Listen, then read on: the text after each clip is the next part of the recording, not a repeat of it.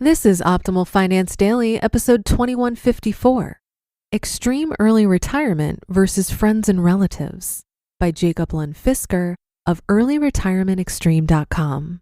And I'm your host and personal finance enthusiast, Diana Merriam. Thanks so much for joining me today as we look towards another article to help you optimize your finances. This time, we'll be hearing from Jacob Lund of Early Retirement Extreme. Let's hear his thoughts about how relationships with friends and relatives might be at odds with early retirement goals as we jump right into this article and start optimizing your life. Extreme Early Retirement versus Friends and Relatives by Jacob Lund of earlyretirementextreme.com. I chose the title because oddly, these two often stand in opposition. One should think that the freedom to spend one's time as one wishes would be admirable or at least a widely supported goal. However, it's very often the case that early retirement is a sin, which is only forgivable if one is also a millionaire. This for a young person under 40 is only possible by either winning the birth lottery or the IPO lottery. The latter, of course, being somewhat less of a lottery. Somehow, it's the idea of spending less that's offensive to some people. So what is one to do? Here's what I have done. Off the blog, I'm a fairly private person in the sense that I don't volunteer information. I will gladly talk your ear off if and only if you ask the right questions. Hence, tactically, I haven't discussed my financial status or goals with very many people. In that sense, I was living two lives. In my public life, I would and will participate in what I consider money-wasting activities, such as eating out for someone's birthday celebration or for the after-seminar dinner. I would also go to museums, etc. However, I would and will never make a habit of getting what I would consider poor value. For instance, to avoid eating company lunch, I would go cycling instead, or I would play hockey. These were plausible and understandable excuses as far as the lunch eaters were concerned. I was hanging out with the lunch cyclists. I wasn't trying to get out of spending $200 a month in the cafeteria. For me, even if it had been $5 per month or $0, I would still have gone for the sports. However, it did reveal another difference, namely that of financial class, if you can call it that. I remember our group leader once asking if we, the peons, thought our salary was high enough to get by.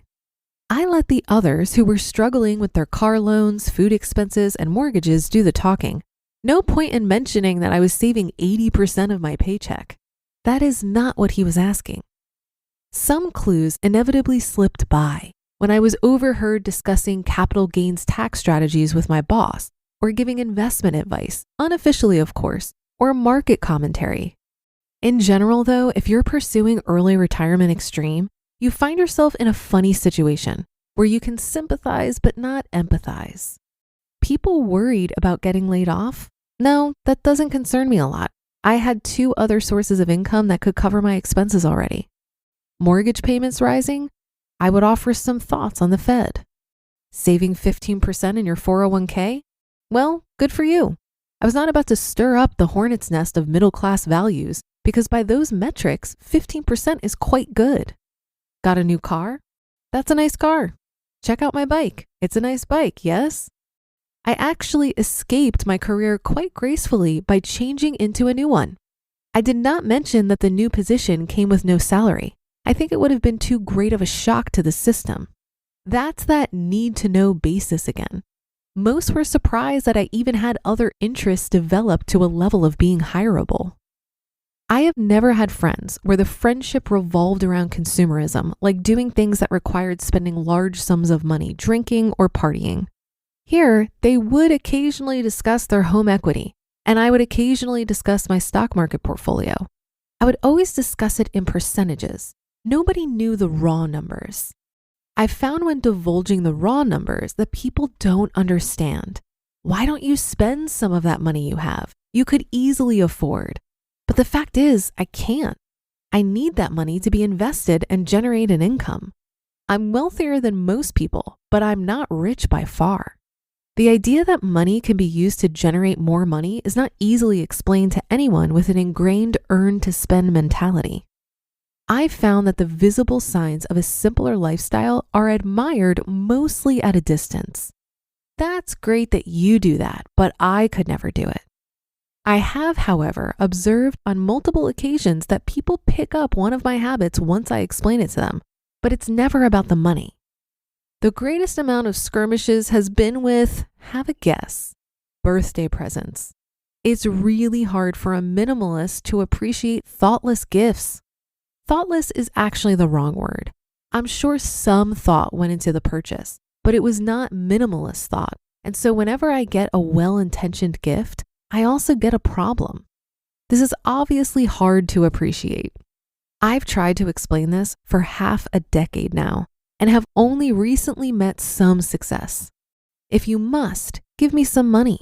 But please realize that unless you hand me $10,000, it's probably not going to register compared to my daily portfolio fluctuations. Therefore, I urge you to not give me anything. If you really want to give me something, get me something that's hard or takes time to get, but costs very little. Unfortunately, this is not the standard of gift giving. I'm probably coming across as an ungrateful, but I'm simply trying to find a mutually beneficial deal on a stupid tradition. Finally, there's the issue of living together with another person. I think it's extremely rare to find two people who agree on everything and who are identically similar. I'm too independent-minded to be employable in the long run, whereas my partner foresees herself working at least until she's 50. I'm also more of a minimalist than she is. I'm the extreme one, she's the more normal one. To live together, we have to agree on certain things, like not signing up for debt or me stopping my career. Fortunately, it's quite clear to everybody that my nest egg exists to generate money as a small-time capitalist and not to be spent. For other things, whereas it would be nice to agree on them, like where to squeeze a tube of toothpaste, whether to have a TV, or own a car for that matter, it's not a crucial issue. Actually, given that I have reached some level of blogging popularity, the fact that I strongly advocate not owning a car, and yet we have a car, is also worth discussing.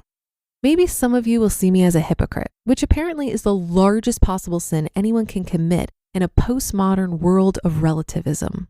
So be it. I'm not a perfect expression of my ideals. I think the thing to take away from this is to think extreme ideas, but also try, I would almost say, to protect the immediate world from the fire. Be diplomatic. How is the saying, tread lightly but carry a big stick? I would say tread lightly and own a big stick, but don't carry it around. You just listened to the post titled Extreme Early Retirement versus Friends and Relatives by Jacob Lund Fisker of earlyretirementextreme.com. This article reminded me of a great quote by Anne Lamott, who said, "Lighthouses don't go running all over an island looking for boats to save. They just stand there shining," end quote. Many of us get so excited when we figure out our finances or discover fire that we want to shout it from the mountaintops. And then we inevitably get frustrated when our friends and family aren't into it. But the reality is that what other people do with their money is none of our business. All we can do is be the lighthouse. I think money is such a sensitive topic because many people carry a lot of shame around it. We're taught that it's a very private thing, and many people confuse their net worth with their self-worth. Also, the way we spend our money is a reflection of what we value. There's a discrepancy between what we say we value and what we're spending our money on that can be uncomfortable to come to terms with. I agree with Jacob to a certain extent. There are pros and cons to sharing too many details about your financial position, and it's very easy to be misunderstood. However, if others didn't make their financial journeys accessible, I may still find myself financially illiterate. I think the key is to only elaborate when the other person expresses interest. And that's going to do it for now, but not for today. We also have our weekly bonus episode live now. So be sure to tune in for that, and I'll see you there where your optimal life awaits.